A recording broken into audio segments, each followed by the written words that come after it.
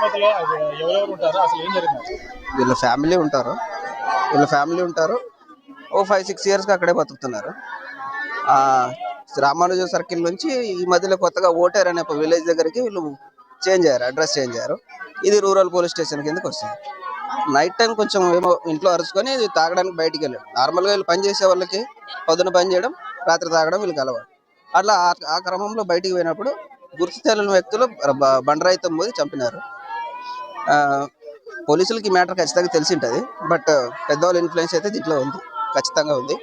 దీనిపైన ఖచ్చితంగా మేము డీజీపీ కానీ, స్టేట్ కమిషన్, SC/ST కమిటీ కానీ అన్నిటికీ మేము మూవ్ అవుతాం. దీన్ని ఖచ్చితంగా తెలుసు.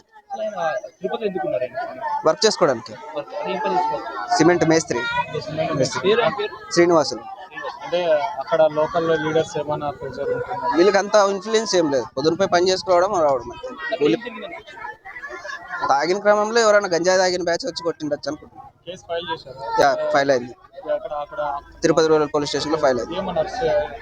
ఇంకా ఎంక్వైరీ జరుగుతుంది అండర్ ఇన్వెస్టిగేషన్ లో. బుధవారం నైట్ 8 జనవరి జూలై 8తో జరిగింది. నైట్ 11:30 11. మా మేనత్త కొడుకు తిరుమలేష్ అడ్వకేట్.